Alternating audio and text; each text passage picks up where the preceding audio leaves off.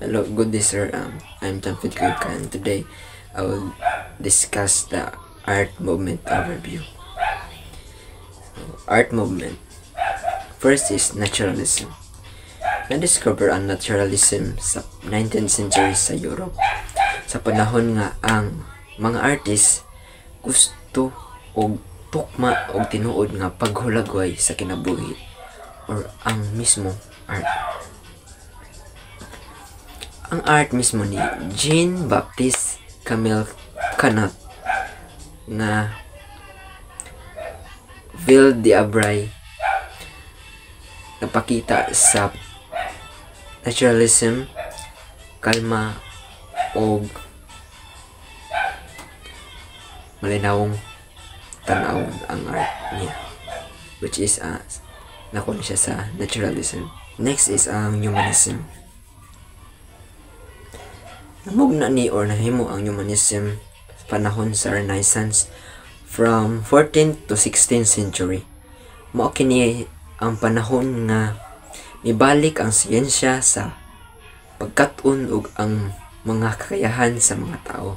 Ang Vitruvian Man ni Leonardo da Vinci nagpakita sa humanism tungod kay gisusi niini ang higpit nga sukod og proportion sa lawas sa tao. Nagpakita ang tao nga adunay kahibaloang o kapasidad nga masabtan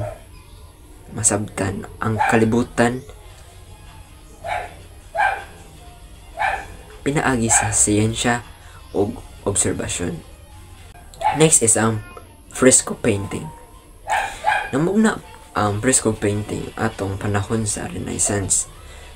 Sa Italy, ang mga presko ginapintalan diretso sa basa nga plaster sa bongbong o kisame.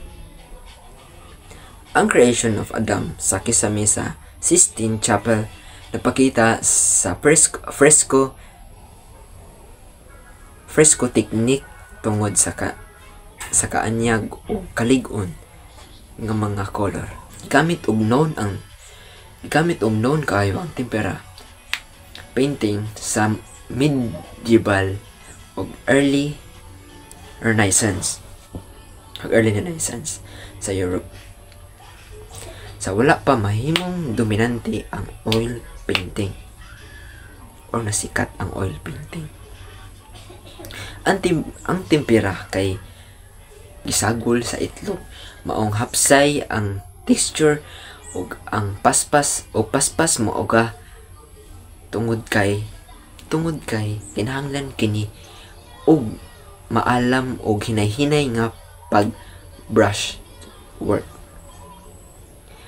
Ang obra ni Botticelli nga Birth of Venus napakita sa tempera technique pinaagi sa kalaom og hinahinay nga mga linya. Hugot pero hapsay ang color.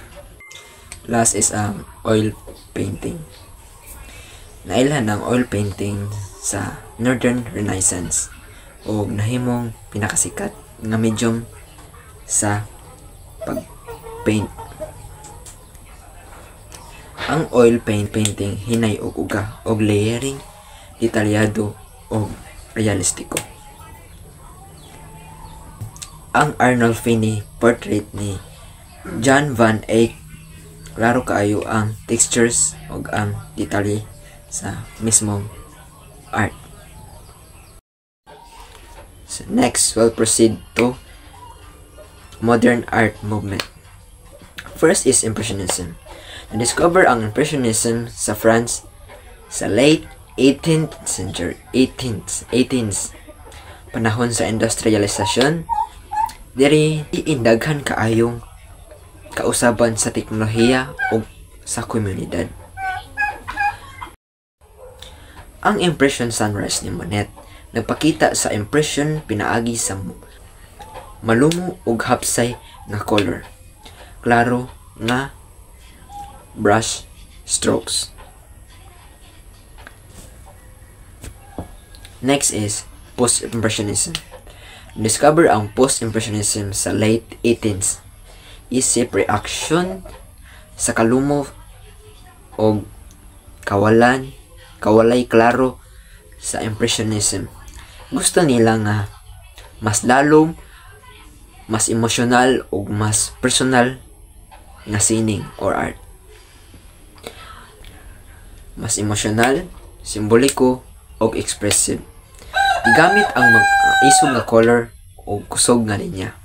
Ang mismong tumong ang may pakita sa inner feelings, dili lang ang kahayag o color sa gawas. Ang Starry Night ni Vincent van Gogh nagpakita sa post-impressionism tungod sa uyog nga rhythm sa langit katong sa iyang drawing og isog og hayag nga color. Next is Cubism. Nahimo ang Cubism sa early 90s sa Paris. Panahon sa bag-ong nahibaw-an sa siyensya. Daghang kausaban. Ang mga artist nagpakita og bag-ong paagi sa paghulagway sa realidad or sa art. Gipang putol-putol o giporma ngadto sa geometric shape. Sama sa triangle, rectangle, or cubes sa object. Daghang viewpoint sa object o pag-ong paagi sa pagsabot sa forma o espasyo. Ang Les Demoiselles d'Avignon ni Picasso nagpakita sa Cubism nga art.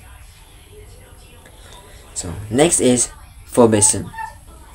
Na-discover ang Fauvism sa early 20th century sa France. Ang word nga Fauvis nagpasabot og wild beast tungod kay ang estilo kusgan, tapang og murag wild. Gigamit ang grabe ka isog ug dili natural nga color. Simple ug detalyado sa emotional ug sa color. Ang Woman with a Hat ni Matisse nagpakita sa Fauvism nga art. Next is Expressionism. Nisikat pag 90s sa Germany panahon sa kabalaka tungod sa giyera o industrialisasyon. Napakita sa lawong emosyon sama sa kahadlok, kasubo o kabalaka. Sa art o obra ni Edvard Munch nga The Scream, makita ang tensyon sa panahon. Makita ang tensyon sa panahon pinaagi sa baluktot nga linya o dramatikong paggamit sa color. Next is Dadaism. Nagsugod panahon sa World War I, isip protesta batok sa giyera. Rason og tradisyonal nga art. Ang Dadaism nagpasabot sa anti-art nga konsepto. Wala ni gibase sa traditional nga pamaagi sa paghimo og art. Sa obra ni Marcel Duchamp nga Fountain, iyang gipasabot nga ang arts dili lang limitado sa traditional nga forma or ang pinaagi sa paghimo sa art before. Next is Surrealism.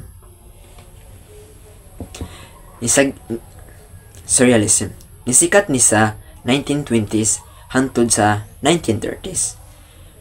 Nga daghang na impluwensyahan gikan sa damgo og subconsciousness. Damgo og subconsciousness mind sa tao. Ang mga surrealist nagamit og imahe nga murag damgo. Sa obra ni Salvador Dali nga The Persistence of Memory, makita ang naglutaw-lutaw nga relo sa usa ka damgo nga palibot. Last is pop art.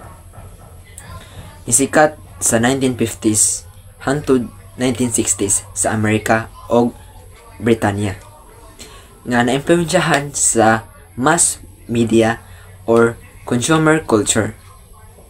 Ang pop art nagamit og commercial nga imahe, sikat nga personalidad or celebrities. Sa obra ni Andy Warhol nga Marilyn Diptyque, iyang gihimo ang litrato sa usa ka celebrity nga mahimong hayag og repetition nga artwork.